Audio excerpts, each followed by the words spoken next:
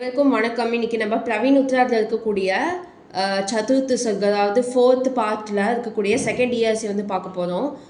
तब कहते हैं एक बार हटकर प्रत्यक्ष समझ से किया नियति ने वार करने पर चिपकर पुण्य विवर से व्रत का निकष ढांटा आपकी छड़ी निकष पर काया कठिन मूल्य मांगने सामने भाग्य देह दर आया. இதை நீங்கள் வந்து ஹைலைட் வேர்ட்ஸாக வச்சுக்க வேண்டியது பிரத்யக்ஷ்னா விசிபிள், கண்களுக்கு எதிரே. அப்புறமா நியத்தினா வந்து ஃபேட், விதி, தலையெழுத்து. நியத்தி இதுதான் அவனோட நியதி அப்படின்னு சொல்லுவோம் இல்லையா, ஃபேட், அதுதான். ஸோ தப் கஹத்தே ஹே ஹட்கர் பிரத்யக்ஷ், இதை வந்து நல்ல ஒரு இதுவாக ஞாபகம் வச்சுக்கோங்க.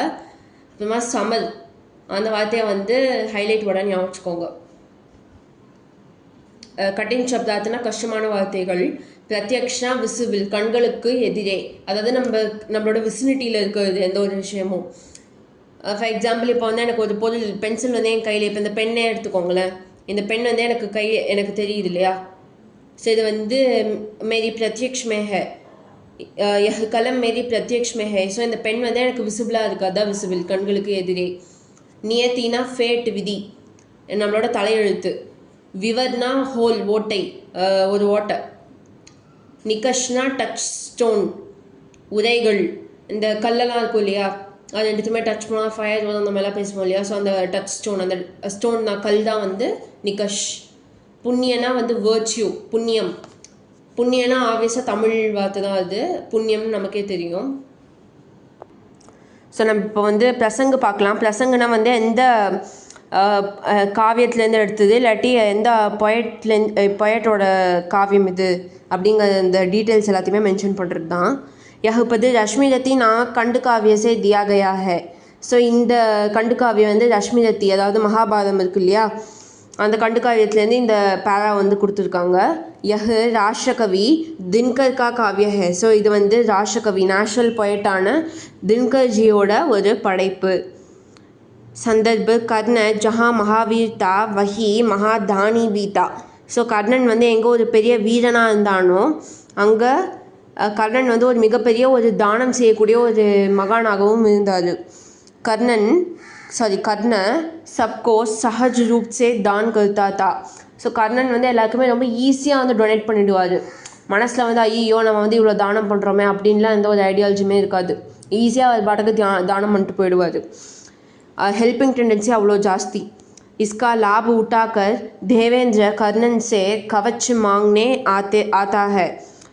ஸோ இதை வந்து ஒரு லாபகரமாக நம்ம வந்து யூஸ் பண்ணிக்கலாம் அப்படின்னு சொல்லிட்டு தேவேந்திரர், அதாவது இந்திரர் இருக்கார் இல்லையா, அதாவது அந்த அமரர்கள் எல்லாருக்குமே தலைவனான இந்திரன் வந்து ஹெவன்லேருந்து வந்துட்டு நம்மளோட கர்ணன் கிட்ட கவச குண்டலத்தோட தானே கர்ணன் வந்து பிறந்தார். ஸோ அந்த கவசத்தை வந்து வாங்கிட்டோன்னா கர்ணனோட பாதி சக்தியை வந்து இழந்துருவார் அப்படின்னு சொல்லிட்டு அந்த கர்ணன் கிட்டேருந்து இந்த கவசத்தை வந்து வாங்கிறதுக்கு தான் நம்மளோட தேவேந்திரர் வந்து வந்திருக்காரு. इसका विवरण देने से पहले कवि यह पद लिखते हैं. ஸோ இந்த விஷயத்தை, இந்த சுச்சுவேஷனை பற்றி எழுதுறதுக்கு முன்னாடி கவிஞர் வந்து நமக்கு இது எல்லாத்தையுமே வந்து சொல்கிறாரு. व्याख्यान एक्सप्लेनेशन. कवि कहते हैं कि नियति समझ में कर्ण पर वार कर नहीं पाकर दूसरे प्रकार से वार कर दिया. அதாவது இங்கே என்ன சொல்லியிருக்காங்கன்னா, கவி கஹத்தே ஹே கி, கவிஞர் வந்து என்ன சொல்கிறாருன்னா, நியதி சமத்மே, அதாவது நியதியோட இந்த ஒரு ஃபைட்டில் மே கர்ண பர் வார்கர் நஹி பாக்கர் தூசரே பர் பிரகார் சே வார் கர் தியா.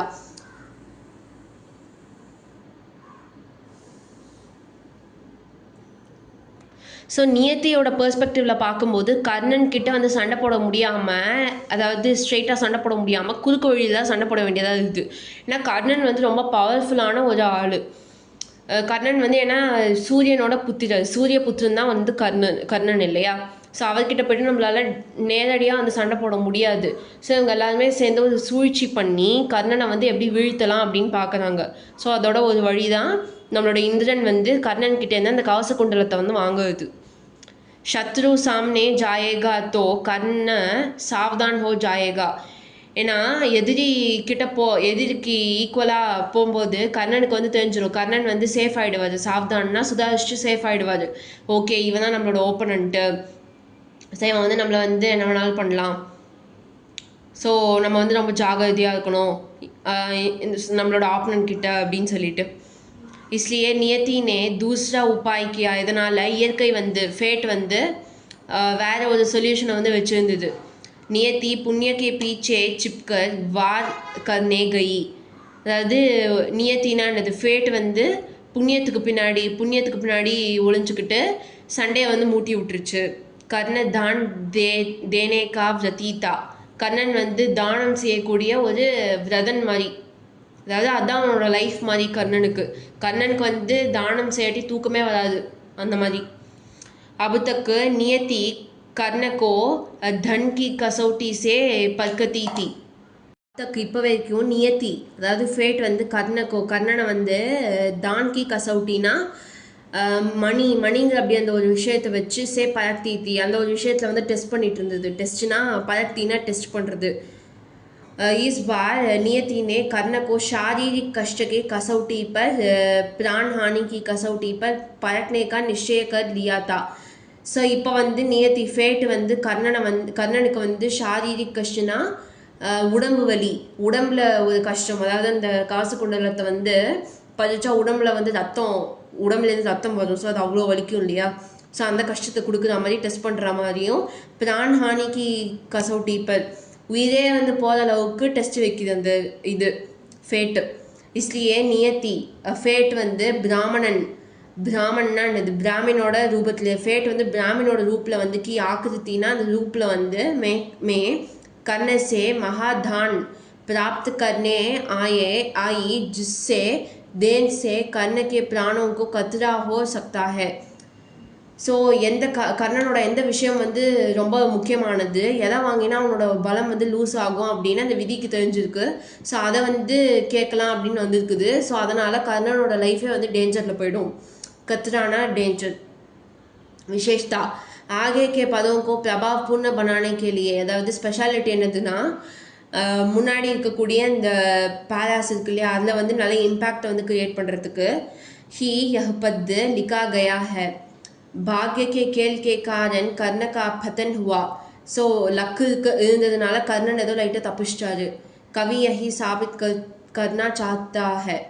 அதாவது கவிஞர் வந்து இதை தான் வந்து எஸ்டாப்ளிஷ் ப்ரூவ் பண்ணும் அப்படின்னு நினச்சாரு.